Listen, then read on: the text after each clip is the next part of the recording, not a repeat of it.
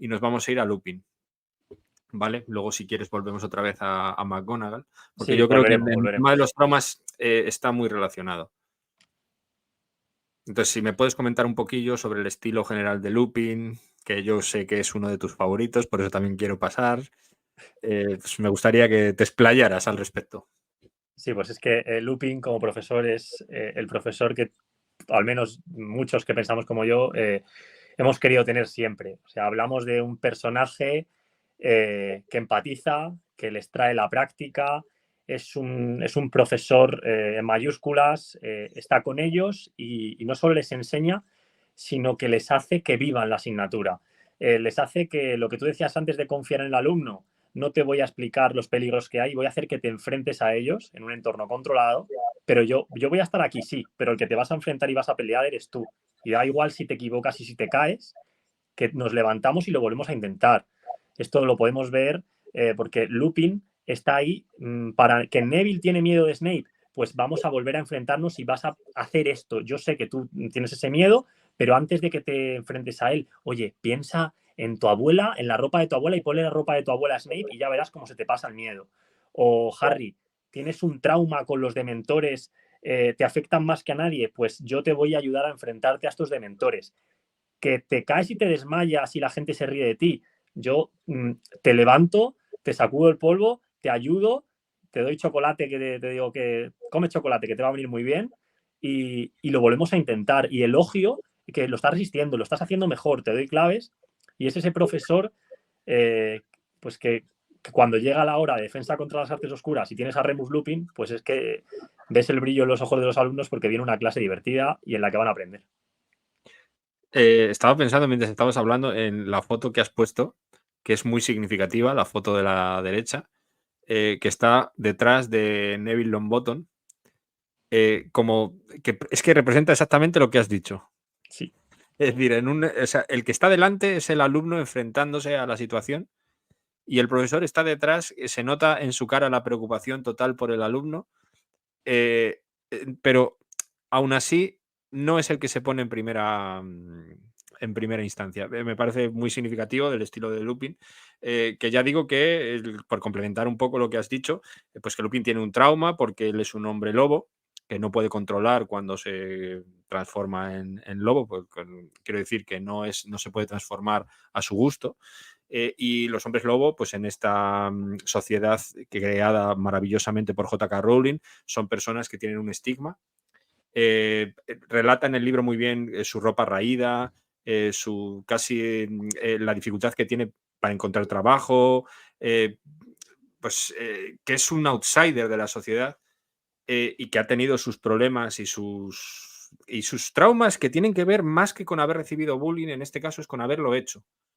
Él es muy consciente del bullying que le hicieron en su momento a Snape, es una de las cosas que más me gustan, cómo él disculpa prácticamente. Snape se lleva muy mal con con muchos del resto de profesores, sobre todo con los que anteriormente le hicieron bullying, con unas razones pues muy importantes, quiero decir, para llevarte mal. En este caso, incluso alguno que no es profesor, quiero decir, ¿cómo se llama? Sirius Black, pues se lleva muy mal con él. Y sin embargo, Lupin parece siempre comprenderle y disculparle. Porque dice, es que tiene mala conciencia de lo que hicieron. Creo que es muy humano y algo que nos pasa a todos, que a veces echamos la vista atrás respecto a nuestro periodo escolar, que afortunadamente yo creo que el tema del bullying sí que ha habido una mejora, aunque hay mucho todavía que hacer. Pero yo sí recuerdo compañeros míos de clase que en esa época no estaba casi ni instituido lo que se podía llamar bullying. Había casi en algunos aspectos una ley de la selva respecto. Entonces, que tú ves a pasado y dices, yo podría haber hecho más. Pues bueno, esto yo creo que es un sentimiento que transmite muy bien en el profesor Lupin J.K. Rowling. Y bueno, como profesor ya has dado tú todas las claves. Quería complementarte esto porque yo creo que, desde luego, como profesor es el profesor soñado, es ese profesor casi también del Club de los Poetas Muertos, ese Robin Williams en el Club de los Poetas Muertos, que motiva mucho al alumno, es muy comprensivo, esa empatía, yo destacaría la empatía de Lupin, cuando Harry, pues, cuando está intentando, por ejemplo, que conjure el Patronus, ese trato cercano. Es verdad que respecto a lo del trato cercano hemos hablado tú y yo alguna vez de que el profesor, yo creo, casi en teoría, lo que nosotros pensamos es que debería seguir su propia personalidad. Yo recuerdo muchos profesores que eran de distintas maneras y a los que admiro mucho. O sea, mi profesor de química, por ejemplo, Jesús Manchado, era una persona que en clase tenía cierta ironía, pero era un tío bastante serio a la hora de dar clase. Y pues tengo un recuerdo maravilloso de él, del orden que tenía en la pizarra, de la manera en la que lo explicaba. Luego había profesores pues, que igual eran más introvertidos. Jaime, mi profesor de física. No sé, tengo varios profesores de distintos tipos que al final, Teresa, mi profesora de matemáticas, fíjate que es que lo recuerdo como si fuera ayer.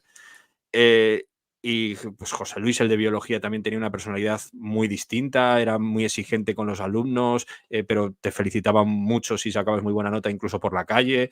No sé, cosas que en su propia personalidad eran buenos profesores. Pues bien, Lupin en su propia personalidad era un gran profesor.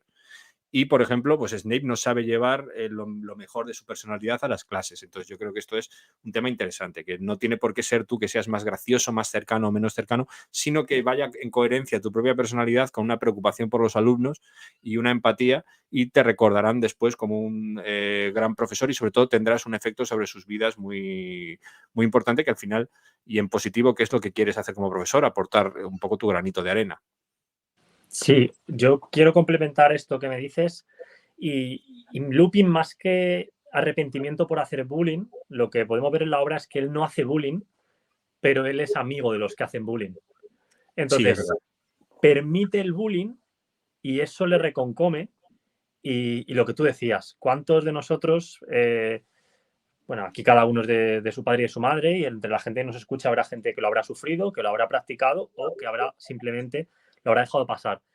Y claro, dice, yo permití todo eso y en su día yo lo excusaba, en su día yo no lo quería ver, lo negaba y con el tiempo he aprendido que podía haber hecho mucho más. Y en este caso yo me siento muy, muy identificado en algunos años de mi vida de, te escudas en yo no estoy haciendo nada o son solo bromas y risas, pero claro, ¿cuántas veces piensas podría haber hecho más? ¿Qué tuvo que pensar o qué le tuvo que pasar a esta persona? ¿Cuánto pudo sufrir? Y creo que es muy interesante porque esto, si nos escuchan profesores, pues es interesante que reflexionen, pero si nos escuchan alumnos, que es que no basta con que, no haga, que aunque tú no estés haciendo nada mal, es que no puedes permitirlo, es que hay que poner barreras, es que entre todos, en ese clima de aula, aquí tiene que haber respeto, porque si lo dejas pasar, si tú lo dejas pasar y el otro lo deja pasar, sé que esto es muy evidente y muy de perogrullo, pero es que es así, es que es tan sencillo como esto, y es que si ves una situación de abuso, ponte delante y frénala y no hay otra. Y si conseguimos eso, pues te llevarás esa conciencia limpia y te estarás ayudando a alguien. Y yo creo que Lupin tiene ese arrepentimiento que le barre durante mucho. De lo que has Y dicho, cómo... sí. Sí. No, sí, sí, sigue. Me parece que das en la clave. Sí, y que me ha gustado mucho lo que has dicho de que cada profesor tiene que tener su estilo. Si nos escucha algún profesor, efectivamente, no hay varitas mágicas en el mundo real y cada uno tiene que tener su estilo y hacerlo lo mejor posible. Y es que dos de los mejores profesores que he tenido, pues es que uno, Miguel Costa en el máster, era un profesor serio, hiper serio, y otro de los mejores profesores que he tenido, que le conocen muy bien, se llama Tony Rubio, y le faltaba poco, decía una media de 30 tacos por clase y le faltaba decirte a ti a veces. Y aún así es de los mejores profesores que he tenido en mi vida Claro, y con los que más he aprendido. O sea, que no claro. es el estilo, es lo que hay detrás. Sí, yo, vamos, lo tengo clarísimo. Y luego voy a ponerme un poco también el traje de economista. Al final, yo, pensando en mis hijas, en los profesores que tienen y todo esto, también me gusta que se enfrenten a variedad. No sé si enfrentarse es el mejor verbo. Que encuentren variedad de profesores, en que algunos sean más serios, que saquen a la pizarra, que tengan una personalidad de una manera, otros que pues, les enfoquen las cosas a que se las construyan ellos mismos, porque al final de enfrentarte a variedad de cosas, a variedad de métodos, encuentras también la manera que a ti te viene mejor, que esto también es una cosa de la que tenemos que hablar. Quiero decir, al final, la manera en la que las personas experimentan los fenómenos es distinta, y la manera en la que los alumnos aprenden los conceptos o intentan desarrollar las competencias también lo es. Entonces, quizá una manera de enseñanza puede ayudar más a un tipo de alumno, otra manera de enseñanza a otro. Entonces, también descubrirlo, la mejor manera para estudiar y todo esto tiene que ver con tener diversidad de profesores, pero claro, hay un denominador común. Entonces, Lupin yo creo que representa uno de los denominadores comunes, que es que sean personas empáticas y profesionales también, ¿vale? Yo todos esos profesores que te he dicho, que tuve en el instituto, algunos de los profesores que tuve en el colegio también, pues en la Universidad Pedro Álvarez de microeconomía, que prácticamente me cambió mi vida, pues son profesores que tenían como denominador común la empatía por el alumno, la profesionalidad y luego cada uno con un estilo muy distinto. Entonces yo creo que esta es un poco lo que decías tú también de tus profesores, yo creo que es lo importante. Y luego que al final si tienes pasión, empatía y profesionalidad, pues vas a mejorar en tu trayectoria docente y vas a aprender. Esto es una cosa de prueba y error. Hay algunos que pueden tener unas características iniciales pues que puedan llamar más la atención de los alumnos, más teatralidad, más don para poner los ejemplos, mayor capacidad explicativa, pero todo se trabaja, ¿eh? Aquí quiero decir, nadie nace sabiendo, esto se trabaja de estar a pie de obra y de confundirte y sobre todo de tener el afán de ir mejorando tus clases. Y yo, pues bueno, pues de nuevo, es que ya es la tercera vez que lo digo, pero joder, qué maravilla que una escritora pues consiga darnos estos arquetipos o estos personajes que nos dan una referencia pues para nuestra profesión y en nuestro caso para la profesión de profesor. Totalmente. Para seguir con Lupin, Lupin es un personaje que además representa en este caso a los enfermos de SIDA. Es un apestado por la sociedad, el tema de la sangre, la gente tiene miedo de que contagie a sus hijos, o sea, en el momento en el que se descubre que es un hombre lobo, tiene que dimitir y salir del colegio. Y da igual que sea un buen profesor, porque en este caso las familias y todo el mundo empiezan a llegar cartas de queremos a este señor fuera. Entonces, creo que plasma muy bien, ¿no?, cómo lo tuvo que pasar, sobre todo los años de mayor actividad del SIDA en el mundo, como estas personas eran totalmente apestadas, de yo no quiero que juegue conmigo al baloncesto, yo no quiero que juegue conmigo a la misma pista, yo no quiero tenerle en el mismo sitio, una mezcla de pavor, de desconocimiento, de terror, de falta de empatía, y creo que se plasma bien también en el personaje de Lupin. Y yo creo que en este caso su metodología para enseñar es el aprendizaje basándose en la experiencia. O sea, en las clases, como ya hemos dicho, son prácticas, pero son estructuradas. Tú has dicho el ejemplo de que lleva al Bogart. Y aquí en este caso el libro es mucho más rico porque podemos ver que en las clases, pues mira, tengo aquí anotado que les lleva gorros rojos, Grindylows, Hinky Punks, capas. ¿Esto qué son? Son criaturas mágicas que luego se desarrollan más en obras posteriores, pero el hecho de que él se esté preocupando de tenerlas en el despacho, de llevárselas al alumno, de que se enfrenten a ellos, es muy útil y luego además le sirve mucho a Harry cuando luego en libros posteriores, por ejemplo en el siguiente, en el cuarto, cuando se tiene que enfrentar a algunas criaturas, él ya se ha enfrentado previamente a ellos. Entonces, ese carácter preparatorio de la escuela de cuando tengas que enfrentarte a estos retos, no es la primera vez, ya has tenido a alguien que te ha ayudado, creo que es genial. ¿Qué consigue con esto Lupin? Pues que sus alumnos estén motivados, que van con la sonrisa, como decíamos antes, y sobre todo con ganas de aprender, que es que son ingredientes que independientemente luego de cómo se derive el estilo del profesor o de los alumnos, creo que funciona mucho. Sí que es verdad que aquí quiero dar un contrapunto quizá controvertido, que no siempre es tan sencillo. Me explico. El profesor, en este caso, de defensa contra las artes oscuras, a lo mejor sí puede darte ese contrapunto, esa experiencia tan genial. Pero yo pienso por ejemplo, en asignaturas que he tenido, yo he sido profesor de muchas asignaturas diferentes y ha habido veces que me he encontrado el caso de cómo mola tu asignatura y qué rollo es tu asignatura. Y claro, dices, el profesor es el mismo, claro, es que ¿contra qué te comparas? ¿Cómo lo estás haciendo? ¿Qué contenido tienes que dar? Y yo entiendo que hay veces que es mucho más fácil hacer una materia entretenida si el contenido así lo orienta. Yo creo que los profesores de economía, o al menos a lo mejor pienso eso porque yo soy profesor de economía, lo tenemos fácil porque tenemos esa conexión con la vida real, esos ejemplos, poder hablar de temas. Tú dile a los alumnos que hoy vamos a hablar de mínimamente de inversiones y es que dicen, oh, va, me interesa. Mientras que a lo mejor hay otras asignaturas que despiertan menos esa curiosidad o que tienen quizá menos elementos y quizá a lo mejor ahí es más difícil. Aún así, un profesor con ganas, comprometido, es capaz de sacar petróleo a veces, aunque sea difícil. Sí, respecto a lo que has dicho, dos matices. Una cosilla, primero, que es esto último que has dicho sobre que los profesores de algunas asignaturas es verdad que lo tienen, entre comillas, más fácil, que quiere decir para interesar a los alumnos. Bueno, también se da el efecto contrario. Me explico, que al final, por muy atractivo que sea el nombre de una asignatura, te voy a poner el ejemplo de una asignatura de universidad realmente, pero dice Ariel Rubinstein, que es uno de los grandes expertos en teoría de juegos, que una de las más felices coincidencias a la hora de dar la popularidad a la asignatura ha sido el nombre. Que si tú a una asignatura le llamas teoría de juegos, pues igual la gente no es lo mismo que le llamas teoría de la decisión en un contexto de interdependencia, ¿sabes? Entonces, bueno, sí, sí, es verdad que a veces tienes razón, que algunas pueden ser más atractivas que otras por su contenido, pero que el profesor hace mucho.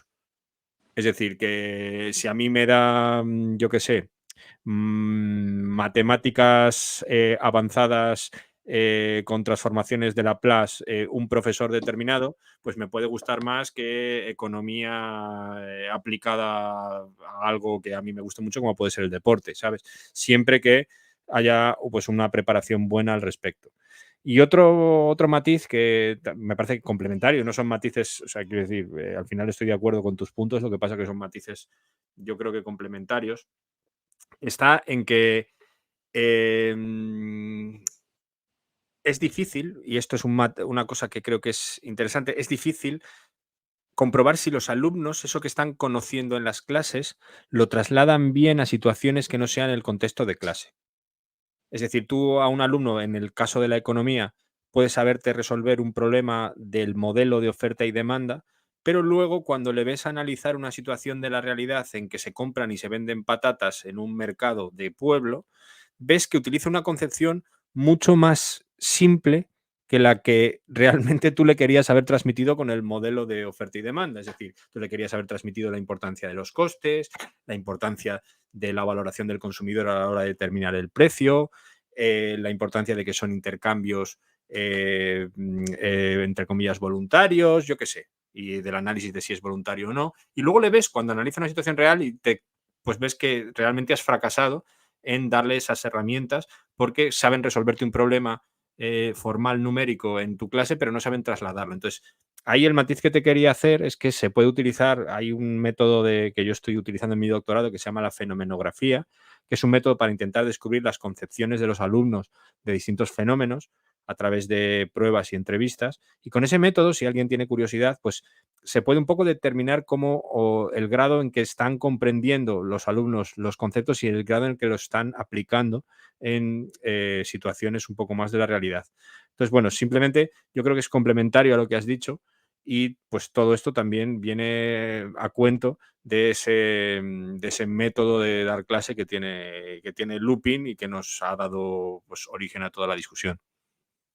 Sí, y para finalizar, Ramiro, una pregunta, que es una pregunta que yo no tengo 100% resuelta. Sí tengo una postura, pero siempre ando con el reconcome de si será la correcta. ¿Tú crees que los profesores tienen que hacer sus clases muy amenas, muy interesantes? Pero esto a la vez no corremos el riesgo de que los profesores cojamos el papel de showman. ¿Y qué pasa cuando el alumno deja de tener a este profesor que le entretiene, que le trae y de repente se encuentra con asignaturas que no se puede o profesores simplemente que van ahí y son menos dinámicos? Y en este caso, pues el alumno me cuesta atender, ya no es lo mismo y me desplomo, jolín, echo de menos a tal profesor. ¿Qué papel crees que debe jugar ahí el profesor? ¿Cuál es tu opinión al respecto?